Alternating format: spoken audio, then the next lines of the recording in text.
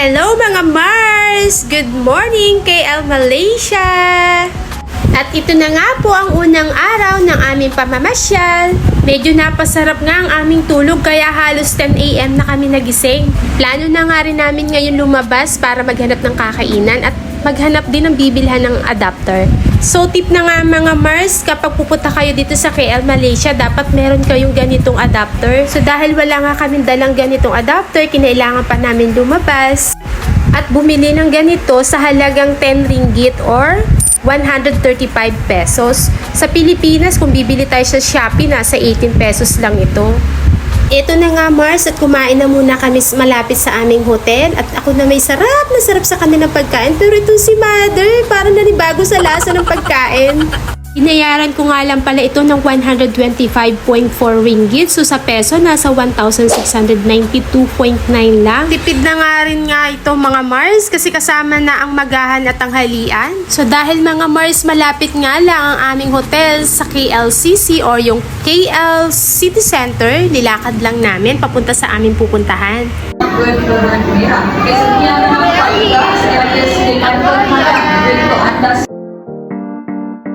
Ang entrance fee nga pala dito mga Mars ay 75 ringgit sa adult at 65 ringgit sa senior. So yan, ina-acknowledge din nila ang mga senior citizen natin. So bali binayaran ko ng 280 ringgit or sa peso natin nasa 3,780 pesos.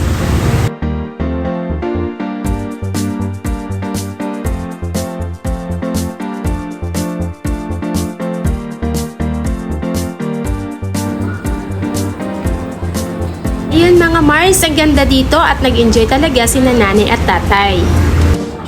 Pero alam nyo mga Mars, para sa akin, mas maganda pa rin dito yung Ocean Park natin dyan sa Pinas.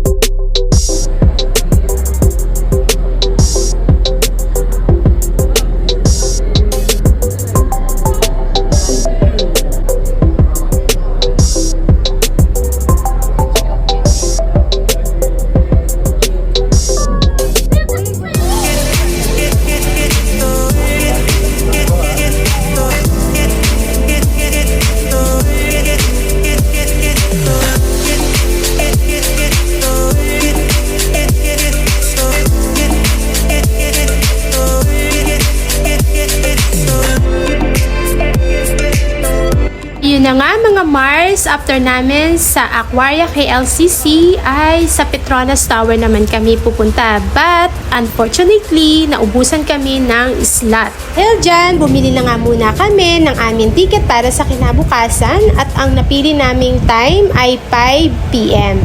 So isang oras lang siya mga Mars. Ang binayad ko is 98 ringgit each for adult at 50 ringgit lang kapag senior. So bukas na nga namin ma-experience kung anong pakiramdam ng nasa 86th floor at anong meron sa loob ng Petronas Tower. So dahil dyan, nag-decide na nga kami bumalik sa hotel para makapagpahinga. Sa aming paglalakad, binadaanan kami subway at bumili na nga ako ng 2 pieces ng putlong. Ito na nga mga Mars ang aming naging hapunan. So, healthy at masarap.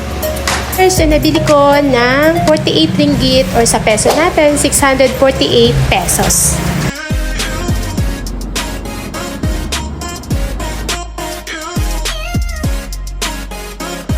So, ayun na nga mga Mars, nakabalik na tayo sa hotel.